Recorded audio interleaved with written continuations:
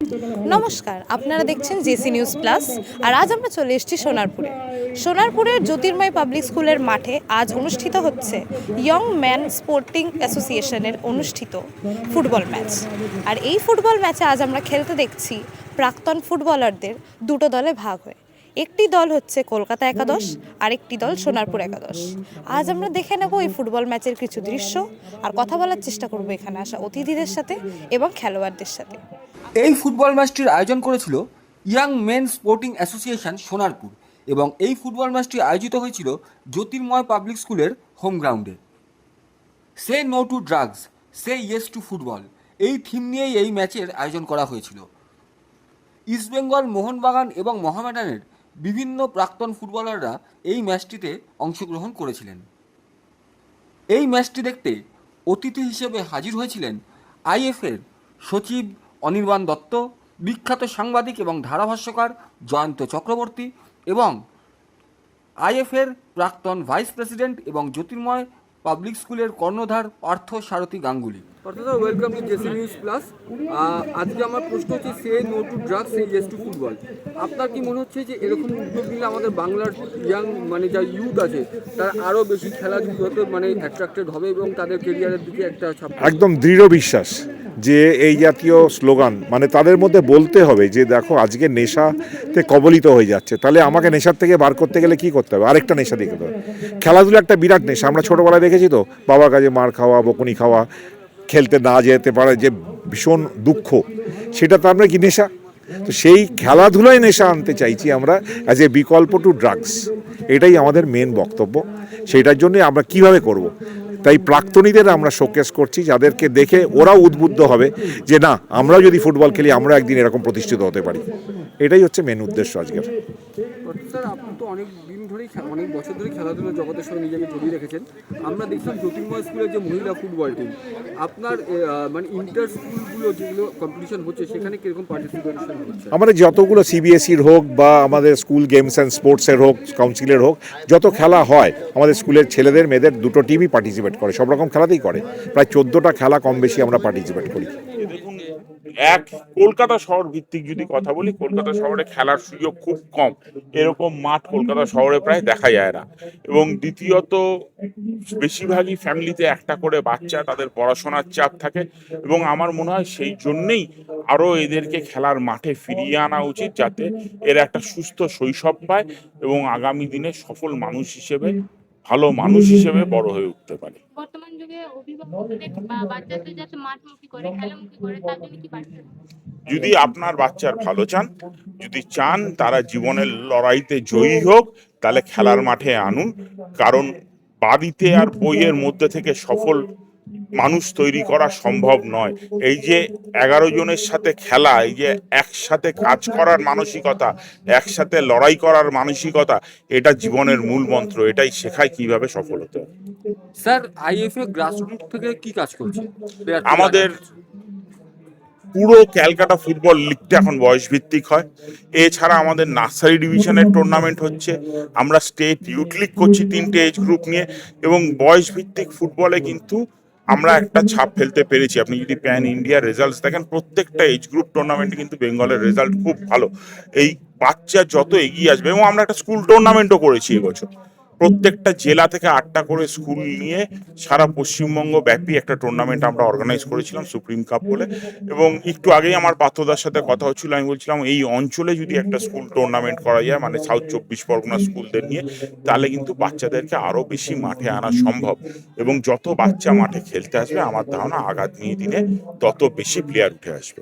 আগামী দিনে আমরা দেখি ইন্টার স্কুল একটা ডিস্ট্রিক্টের মধ্যে একটা প্লেয়ার স্কাউটিং এর একটা প্রসিডিউর চলবে। একদম। Thank you. খেলোয়াড়রা একসঙ্গে দাঁড়িয়ে আছেন। এইটা ম্যাচ শুরু হওয়ার আগের মুহূর্ত। এখন চলছে খেলোয়াড়দের পরিচয় পর্ব। অনুষ্ঠানের অতিথিরা সবাই উপস্থিত রয়েছেন এই পরিচয় পর্বে।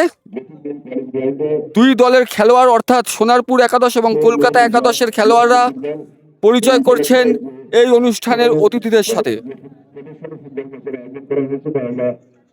আপনারা দেখছেন সেই পরিচয় পর্বের মুহূর্ত শুধুমাত্র জেসি নিউজ প্লাসে।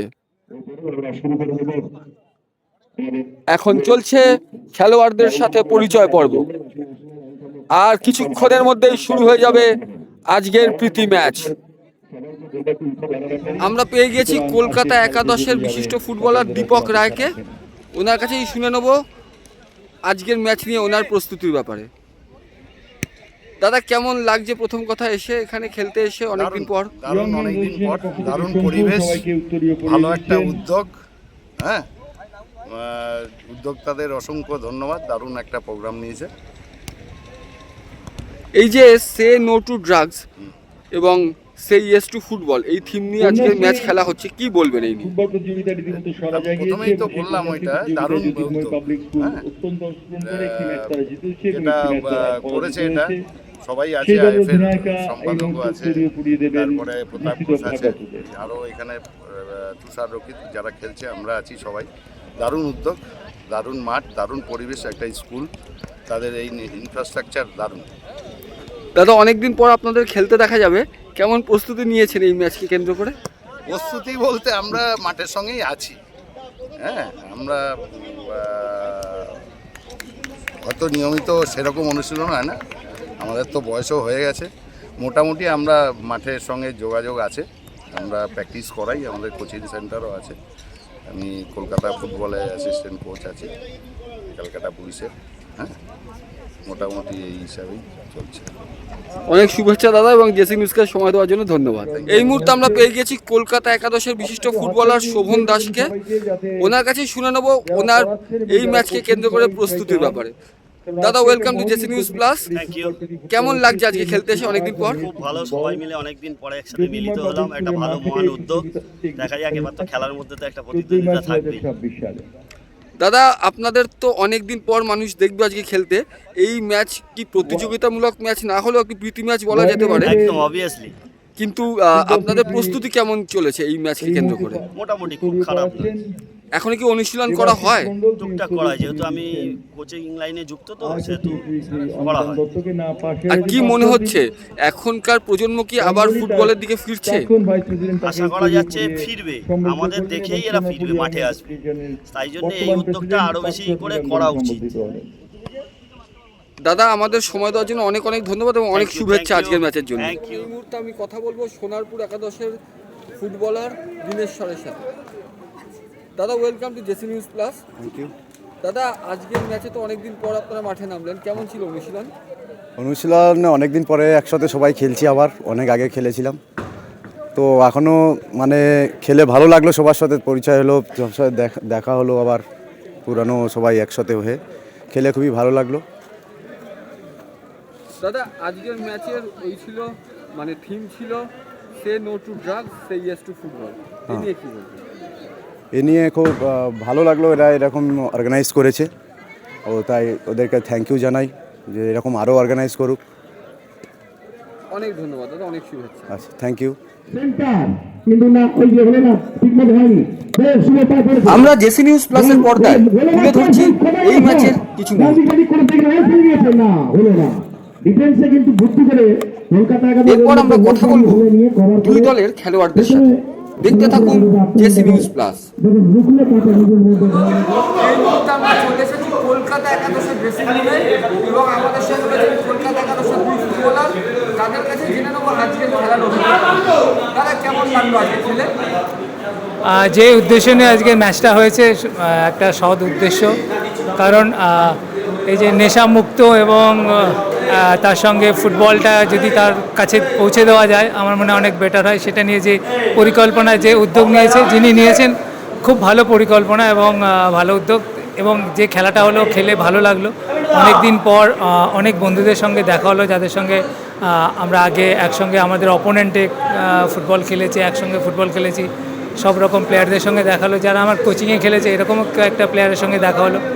তো মোরাললেস খুব ভালো একটা পরিবেশ এবং ভালো একটা ম্যাচ আমার মনে হয় আজকে এখানে হয়েছে।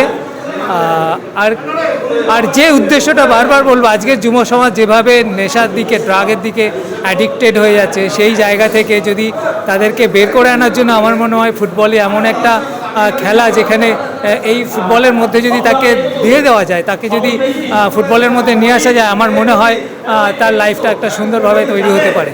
কেমন আমরা দেখেছি যে অনেক ফুটবলাররা যারা খেলা চলাকালীন অনেক সময় ড্রাগে আসক্ত হয়েছে এবং পরবর্তী ক্ষেত্রে তারা আবার মূল পর্বে ফিরে এসছে। সুতরাং ফুটবল এমন একটা খেলা যে খেলাতে মুক্ত মানে নেশা থেকে তাকে মুক্তি পাওয়ানো যায় এবং আমার মনে হয় আজকের যুব সমাজের প্রত্যেকটা মানুষের মনে হয় ফুটবল খেলা উচিত। Thank you. আমরা সবাই মিলে একসাথে হতে পেরেছি, এটাই অনেক দিন পর ভালো লাগছে। তার সাথে এত সুন্দর মাঠ, এত পরিবেশ, একটা মহৎ উদ্দেশ্যে খেলা, সব মিলিয়ে একদম ওকে, ঠিক আছে। হ্যাঁ দেখো, আজকের যে উদ্দেশ্য নিয়ে পার্থসারথী গাঙ্গুলি এলাকার একটা গণ্যমান্য ব্যক্তি এবং এই এলাকার মধ্যে যথেষ্ট ফুটবল নিয়ে যত রকমেরই স্পোর্টস আছে, এই পার্থদা সেইটা নিয়ে অনেক চিন্তাভাবনা আছে।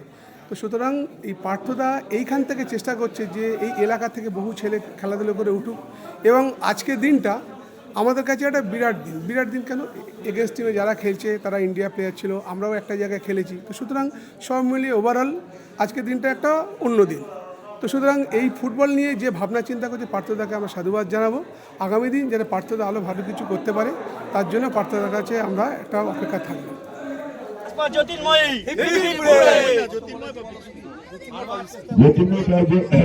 আবার কলকাতা বলো। মোট 40 মিনিটের এই ম্যাচে 3-1 গোলে সোনারপুর একাদশকে পরাজিত করল কলকাতা একাদশ। তবে বলতেই হবে, যে জিতুক না কেন, জিতলো ফুটবল। আজকের ফুটবল ম্যাচ শেষ, আর এই ফুটবল ম্যাচে জিতেছে কলকাতা একাদশ 3-1 গোলে। তবে যেই দলই জিতুক না কেন, নিঃসন্দেহে আজকে জিতেছে ফুটবল ম্যাচ। তাহলে এখানেই আজকের প্রতিবেদন শেষ করছি। আমি নীলাঞ্জনা সাহা, ক্যামেরায় ইমন মুখার্জি, আর আপনারা দেখছেন জেসি নিউজ প্লাস সোনারপুর।